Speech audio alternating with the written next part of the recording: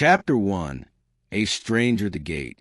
The wind carried the dry taste of dust that evening, the kind that clung to your teeth and settled in the creases of your skin.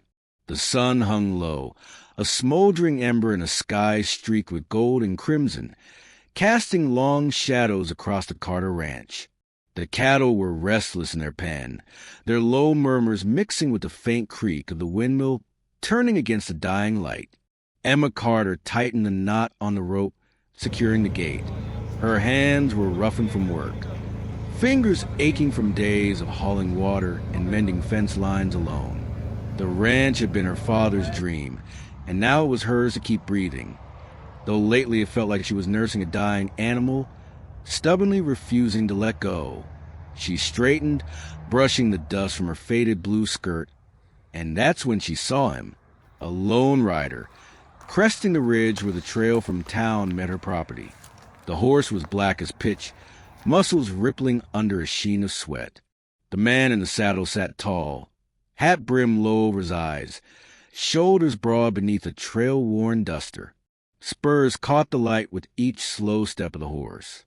He didn't ride like a stranger passing through. He rode like a man with purpose. Emma's hand slid to the small pistol at her hip, more for comfort than threat. In these parts, you learn quick that a smile could hide a knife, and a friendly wave could be followed by trouble. The rider stopped at her fence. For a moment, neither spoke. The wind whispered to the prairie grass, a coyote's distant cry floating on the air. "Evening, ma'am," he said at last, voice low, with a rasp that hinted at long days on the trail and nights near smoky campfires. Emma's gaze narrowed. "You lost?" "No, ma'am, not lost." He swung down from the saddle, moving with the easy grace of a man who'd spent more of his life on horseback than on solid ground. In his hands, he carried a paper-wrapped loaf and a jug of fresh milk. "Brought you something?" Emma blinked. "From who?" "From me." His eyes, steady, gray like storm clouds, met hers without flinching. "Heard tell you've been keeping this place going alone. Figured you might not have time to ride into town for supplies." She crossed her arms, suspicion pricking her skin like thorns. "And you just decided to bring me bread and milk? Out of the kindness of your heart." He set the bundle and jug carefully on the fence post, as if leaving an offering at a shrine. "I ain't looking for payment. Just thought you might need it." Her father's voice echoed in her mind. Trust is earned in this land, not given. But the truth was, she had been low on supplies. The last of her bread was gone 2 nights ago, and the milk cow had gone dry. Still, she said, kindness is scarce out here. Makes a body wonder what you want in return. The man's mouth quirked into the barest hint of a smile. "Nothing, but to know you won't go to bed hungry tonight." The quiet between them stretched. The wind tugged at her hair, sending loose strands across her face. Somewhere inside, a part of her wanted to believe him. Another part warned her to keep her distance. Finally, she said, "What's your name, stranger?" "Luke Weston." He tipped his hat, the movement smooth and old-fashioned, like he'd done 1,000 times. "Weston." She tested the name on her tongue, finding no recognition. "Well, Luke Weston, I appreciate the gesture, but I can't say I'm comfortable with folks showing up at my fence uninvited." "I'll remember that," he said, but there was no offense in his tone, only understanding. He stepped back toward his horse, tightening the cinch. Emma thought he'd mount up and ride away, but he paused, glancing back at her. "You take care of yourself, Miss Carter. Ain't safe for a woman alone with rustlers sniffing round these parts." Her brow furrowed. "And you know that how?" "I know trouble when I see it." He swung into the saddle in one fluid motion. "And trouble's been riding these plains more often than usual." With that, he touched his heel to his horse, and the animal moved into an easy lope, carrying him toward the horizon. Emma stood there long after he vanished into the dusk, the bread and milk still sitting on the fence post like a puzzle she couldn't solve. The coyotes sang again, closer this time, and she shivered, not from the cold, but from the uneasy feeling that Luke Weston's arrival was only the start of something she couldn't yet name. Chapter 2, Bread for the Lonely. The bread was gone by the third day. Emma sliced it carefully each morning, letting the crust's faint sweetness linger on her tongue while the milk cooled the heat of her coffee. She told herself it was just food, just a loaf and a jug, nothing worth thinking about. But every time her eyes drifted toward the ridge, she found herself wondering if Luke Weston might appear again. On the fourth evening, he did. The sun was slipping toward the horizon, painting the sky in streaks of copper and violet. Emma was hauling a bucket from the well when she heard the rhythmic clink of spurs and the soft thud of hooves on hard-packed earth. She straightened, squinting through the dust, and there he was, same broad shoulders, same black horse, a shadow against a firelit sky. He dismounted without a word, pulling another paper-wrapped loaf and jug from his saddlebag. "You again," she said, setting down the bucket. "Me again." His voice held the faintest hint of humor, like a man willing to take his time earning trust. He placed the goods on the same fence post as before. "Figured you might be out by now." "I was," she admitted, brushing stray hair from her forehead. "But I don't recall a skin for charity." He leaned against the fence, one boot hooked over the bottom rail. "Ain't charity if it's freely given. And I ain't keeping score." The evening breeze caught his scent, leather, dust, and faint wood smoke. Emma forced herself to look away, focusing on the jug instead. "Why are you really doing this?" Luke's gaze lingered on her face, steady but unreadable. "I've been on my own a long while. Gets a man thinking about how empty the trail feels without a place to ride back to. Thought, maybe you could use a friendly face now and then." Emma laughed, short and sharp, though it lacked any real bite. "Friendly faces are hard to come by in these parts." "That's a shame," he said, his voice dropping softer. "'Cause you deserve one." She turned away, busying herself with coiling the rope at her feet, but her pulse was tapping a faster rhythm. No man had spoken to her like that since before her father died, and it stirred something in her, something dangerous.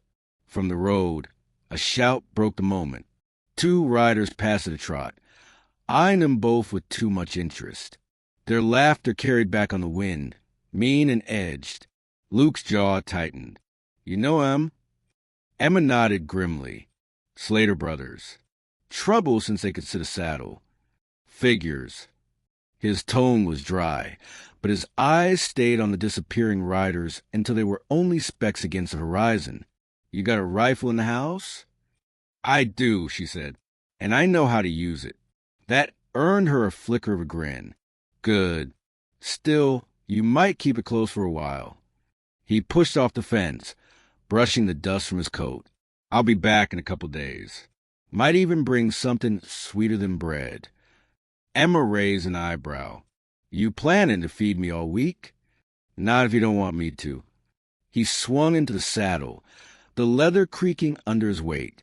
"But I reckon a loaf and a jug's worth the ride, if it means seeing you again." She stood there, one hand resting on the fence, as he rode toward the fading light. The prairie swallowed him, just as it had the first time, but the hollow in her chest felt different now, like the space was waiting to be filled. That night, long after the coyotes had quieted and the lamps were out, Emma lay awake listening to the creak of the house in the wind. She told herself it was foolish to look forward to his next visit, but deep down, she knew she would be counting the days until the sound of spurs and hoofbeats came up her road again. Chapter 3, Gunfire on Main Street. The town of Dry Creek was never quiet, not even at midday. The clatter of wagon wheels over uneven boards, the shout of a shopkeeper hawking apples, the smell of dust and horse sweat mixing with tobacco smoke drifting from the open saloon doors. It all made the place hum like a restless beehive. Emma didn't come into town often. Supplies cost money she barely had, and the stares she got, half pity, half speculation, weren't worth enduring unless she truly needed something. That morning, she did. The general store's door jingled as she stepped inside. Sunlight cut dusty beams through the windows, glinting off sacks of flowers stacked against the wall. She picked up a spool of twine, a small sack of beans, and the cheapest coffee on the shelf. When she stepped back outside, blinking against the brightness, her eyes caught a familiar figure across the street. Luke Weston.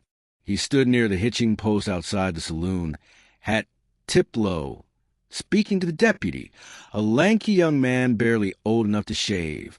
Luke's stance was relaxed, one hand resting lightly on his belt, but his eyes swept the street with the calm awareness of a man who never let his guard drop. Before Emma could decide whether to cross over, the saloon doors banged open.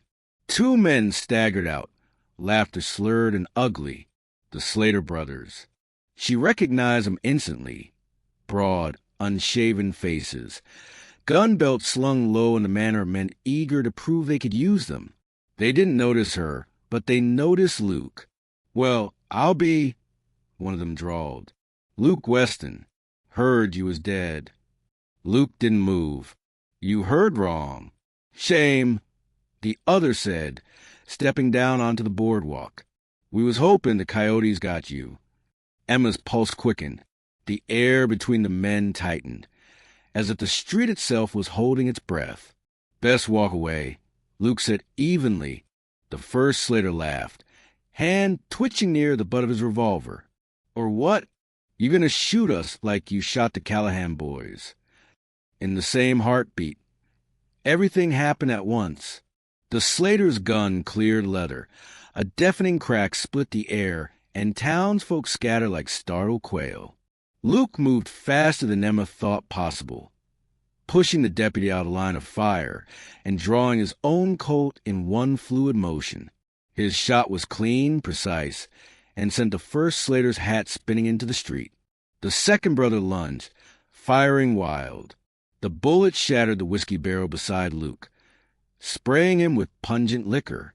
Emma ducked behind a post, heart pounding, the beans and coffee spilling from her grasp. Luke's next shot rang out. The second Slater's gun spun from his hand, clattering onto the boards. He cursed and staggered back, clutching his bleeding wrist. The deputy, shaken but unharmed, scrambled to his feet and shouted for them to clear out, muttering threats. The brothers backed away, disappearing into the alley behind the saloon.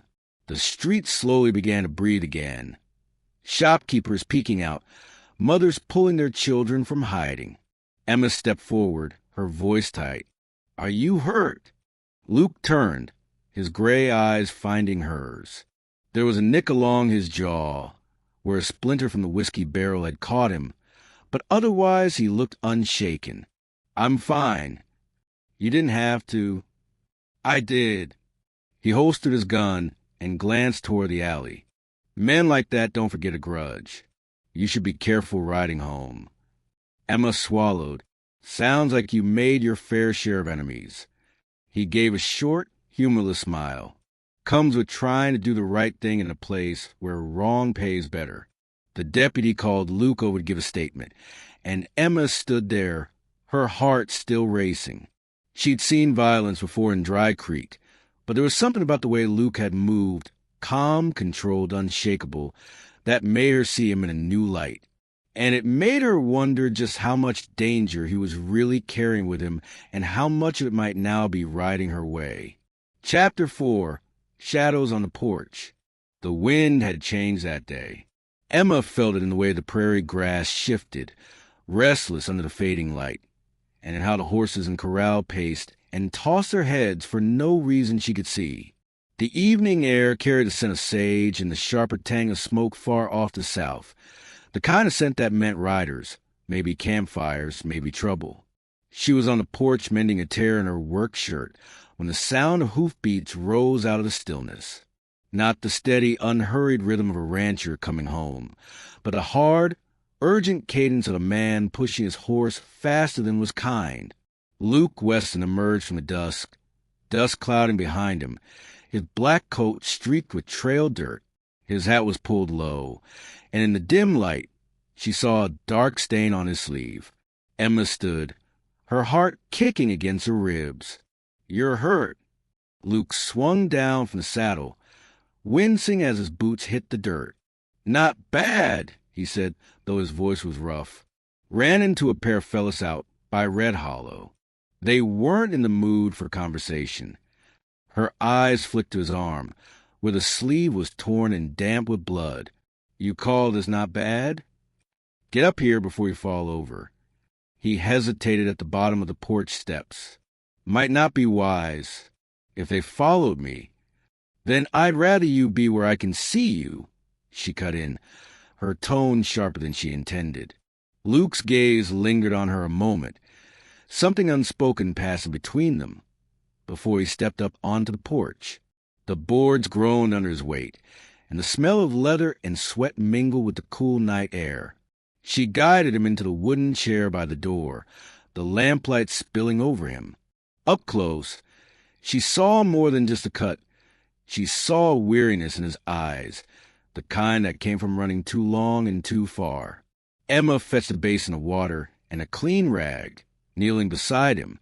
"Hold still," she murmured, dabbing at the blood. He didn't flinch, though his jaw tightened. "They were part of the old gang I used to ride with, the ones I left behind." Her hands paused. "Why'd you leave?" Luke's eyes shifted to the darkness beyond the porch. "Because there comes a point where a man's got to choose. Keep living dirty or try to live clean. Trouble is, a past like mine don't take kindly to being left." The rag in her hand stilled. Outside, the coyotes called, their mournful cries threading through the silence. "You think they'll come here?" she asked quietly. His gaze met hers, steady and certain. "If they think you're helping me, yes." For a long moment, neither spoke. The shadows stretched across the porch, and the lamplight made his features softer, less guarded. Emma's pulse was loud in her ears, and she realized her hand was still resting lightly on his arm. "You can stay in the barn tonight," she said at last, her voice quieter than she meant it to be. "It's dry, and it's better than sleeping under the stars with those men looking for you." Luke studied her, the corner of his mouth lifting in the faintest smile. "Appreciate it, Miss Carter." She stood, wiping her hands on her skirt, trying to steady the sudden heat in her chest. "Don't thank me yet.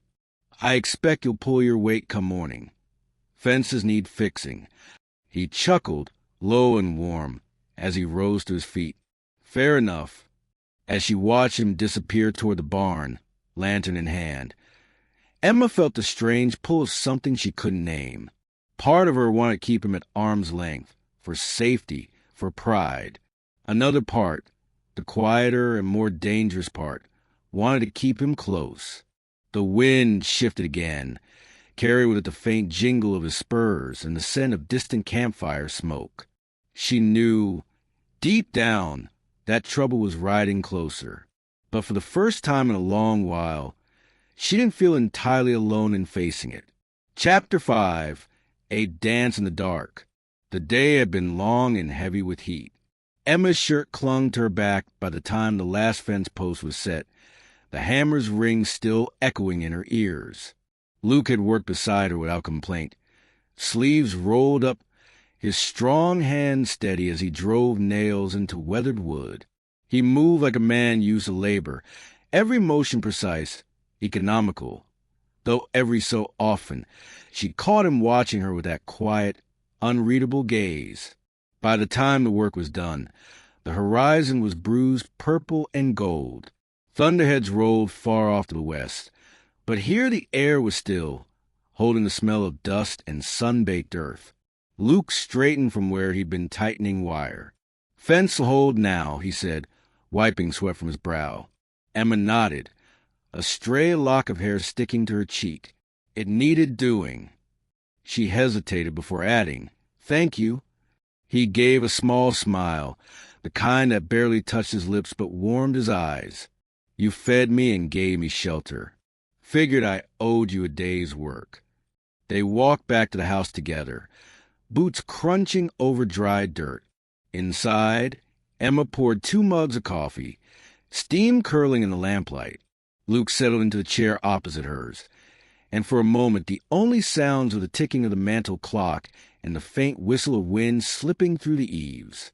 Outside, rain began to patter on the tin roof, soft at first, then growing steadier. Luke leaned back, letting the sound wash over them. "Haven't heard rain on a roof in a long while," he murmured. "Usually I'm out there in it." Emma's lips curved faintly. "It's better from inside."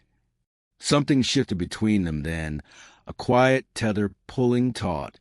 He set his mug down, eyes never leaving hers. "You ever dance, Miss Carter?" Her brow furrowed. "Dance?" He stood, moving to the corner where her father's old phonograph sat covered in a thin layer of dust. Without asking, he wound up, the crank creaking, and soon the room filled with the soft, scratchy waltz of a worn record. Luke extended a hand. "Come on." Emma stared at it for a moment, feeling foolish with a sudden flutter in her chest. "I'm not." "Don't matter," he said gently. "I'll lead." Against her better judgment, she slipped her hand into his. His palm was warm, calloused. Steady, he drew her close, one arm circling her waist, the other holding her hand just so, as if she were something precious and breakable. They moved slowly, boots sliding over the creaking wooden floor. The lamplight flickered over their faces, shadows swaying on the walls. Outside, the rain drummed steady, drowning out the world beyond these 4 walls. Emma's cheek brushed the fabric of his shirt, and she caught the faint scent of leather, dust, and smoke. Her pulse kept time with the music, every turn and step making the room feel smaller, more intimate. Luke's voice was low when he spoke, close to her ear. "Haven't done this in years." "Me neither," she admitted, her voice barely above a whisper. For a moment, they weren't a woman fighting to keep her ranch and a man with enemies closing in. They were just 2 people swaying together in the warm glow of a lamp, the storm outside holding the rest of the world at bay. When the music ended, neither moved right away. It was Luke who finally stepped back, though his hand lingered on hers for a heartbeat longer than necessary. "Thank you," he said, as if she'd given him something rare. Emma looked away, tucking a loose strand of hair behind her ear. "It's just a dance." He smiled faintly. "No, it ain't." The thunder rumbled closer, and the moment broke, but not completely. Something had settled between them now, fragile but undeniable, and Emma knew it wouldn't take much for that spark to catch fire. Outside, the wind shifted again, and then it was a faint, uneasy feeling that the quiet wouldn't last much longer. Chapter 6. Fire on the Horizon. The prairie was too quiet. By late afternoon, the storm had passed, leaving the land washed clean but eerily still. No wind through the grass, no distant cattle lowing, not even the chatter of birds. Emma felt the silence prick at her skin as she filled the water troughs. Luke had been out mending a latch on the corral gate, but every so often she'd catch him scanning the horizon, his shoulders tense. It wasn't until the sun began to dip, spilling molten orange across the wide sky, that she saw it, a thin black thread of smoke rising from the south. Luke saw it too. He straightened slowly, jaw tightening. "They're here." Emma's stomach turned to stone. "How do you know?" He didn't answer right away, just grabbed his hat from the fence post and checked the coat on his hip, because that's how they announced themselves. They didn't have to wait long. 5 riders emerged from the ridge line, their silhouettes stark against the burning sky. Dust trailed behind them like a warning flag, and the metallic glint of rifles caught the dying light. Luke turned to Emma, his voice sharp but steady. "Get inside. Bolt the door. Keep your rifle ready." She wanted to argue, but something in his tone made her obey. From the kitchen window, she watched him stride out into the open yard, squaring himself between the house and the approaching gang. The riders slowed, fanning out in a half-circle. The man in the center, tall, raw-boned, with a red kerchief at his neck, leaned forward in the saddle. "Well, look who's gone and played house." Luke Weston, hiding behind a lady's skirts. Luke's voice carried across the yard. "You've made your point. Turn around and ride out." The man laughed, a cold, humorless sound. "Oh, we'll ride out. But first, we'll take what's owed." His gaze slid to the house. Maybe more. That was when Emma saw the flicker of movement at the edge of the yard. 2 more men slipping toward the barn, torches in hand. "Luke!" she shouted, throwing open the door. He spun just as the first torch flew through the air, landing in the hay. Flames bloomed instantly, greedy and orange, licking upward into the dry rafters. The horses screamed in panic. Luke moved fast, drawing and firing in one fluid motion. One of the torch men dropped where he stood, while the other bolted for cover. Gunfire erupted from the half-circle of riders, bullets kicking up dirt around him. Emma grabbed her rifle and braced it against the porch post, sighting down at the nearest man. Her shot cracked through the air, and he tumbled from his saddle. She didn't have time to think, only load, fire, and load again. Luke was a blur, moving from cover to cover, his voice sharp as he called out positions to her. But then she saw him stagger, a dark bloom spreading across his shirt near the shoulder. "Luke, I'm fine," he barked, though his left arm hung stiff at his side. "Keep shooting." The fight seemed to stretch on forever, the air thick with smoke and the acrid scent of burning hay. One by one, the riders fell or fled, until the last of them vanished into the dusk, their hoofbeats fading into the empty prairie. Silence rushed in, broken only by the crackle of the barn fire. Emma dropped her rifle and ran to him. "You're bleeding," she said, reaching for him. He caught her hand, holding it tight. His voice was quieter now, but the steel in it was the same. "Doesn't matter. You're safe." Her breath caught the look in his eyes, fierce, unguarded, as if the fight had stripped away every wall he'd built. For a heartbeat, the danger, the fire, and the blood all faded, leaving just the 2 of them standing in the glow of the flames. But the barn groaned under the fire's hunger, and Luke pulled away, turning to save what animals they could. Even so, Emma knew something had changed, that the man who had stood between her and a gang of killers wasn't just a stranger anymore. Chapter 7. I brought my heart too. The barn was nothing but blackened timbers by morning. Emma stood in the yard, boots sinking into the damp ash as she surveyed the wreckage. The fire had spared the house and most of the corral, but the damage still cut deep. She had lost half a winter's hay, 2 wagons, and the shelter her horses had known since her father built it with his own hands. Luke had been up since dawn, moving with one arm in a sling and the stubborn refusal to let pain slow him down. Together, they'd pulled the surviving tack and tools from the rubble and scattered what was left of the hay, so the smell of smoke wouldn't spook the animals. By midday, the worst of the work was done, and the silence between them felt heavier than the destruction itself. Emma wiped the soot from her face with the back of her hand. "You should be resting." Luke glanced up from where he was coiling rope, the lines of his face hard with fatigue. "I rest when there's nothing left to be done. That ain't today." She wanted to argue, but she couldn't, not after watching him fight to protect her land, as if it were his own. The rest of the day passed in a blur of repairs and quiet. By the time the sun began to sink, she found herself back on the porch, watching the prairie turn gold in shadow. Luke came up the steps a few minutes later, a paper-wrapped loaf in one hand, a jug of milk in the other, her brow furrowed. "You went all the way into town for that. Didn't feel right showing up here empty-handed." He set the bread and milk on the railing. "Been doing every day since I met you. Figured I'd see it through." Emma let out a slow breath. The the sight of the familiar offering stirring something deep inside her. Luke! He turned toward her, his eyes that same storm gray she'd seen the first day, but softer now, stripped to the guarded edge. I brought you bread. I brought you milk. Every time I came, I told myself that was all I was bringing. Her heartbeat thudded in her ears as he stepped closer. But it wasn't, he said quietly. I brought my heart too, if you'll take it. The words hung in the air, simple and unvarnished. Emma didn't speak right away.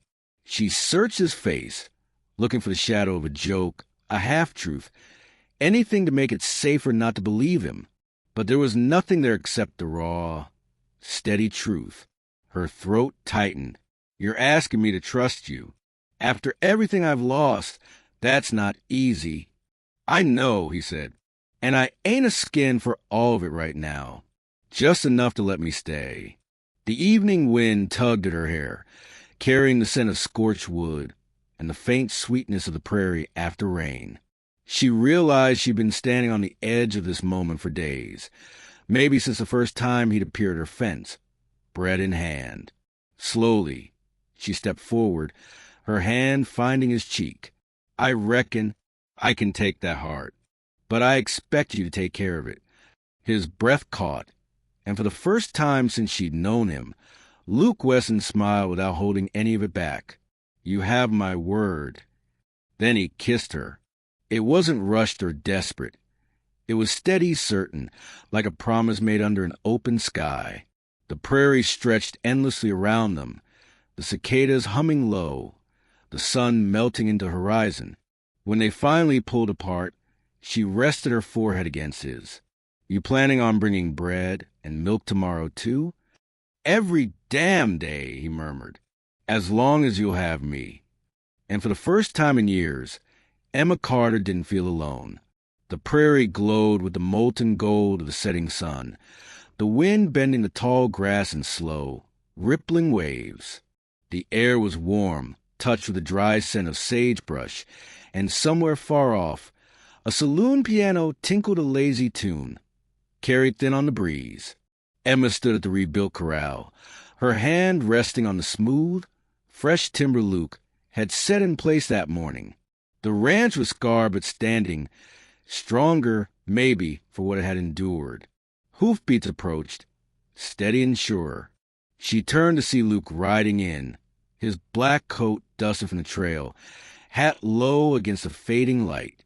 He dismounted in one easy motion, the creak of leather and soft jingle of spurs filling the quiet space between them. He set a paper-wrapped loaf and a jug of milk on the fence. Just like the first day, but this time he didn't step back. I told you I keep bringing these, he said, voice low, but what I'm really bringing is me, for as long as you'll have me. Emma's eyes softened, the wind lifting a strand of her hair. Then I reckon you'd better stay a while, Luke Weston. They closed the space between them, his hand finding hers, and kissed under the endless western sky. Beyond them, the sun dipped lower, painting the land in fire and shadow, sealing a promise that would outlast the dust and danger of the west.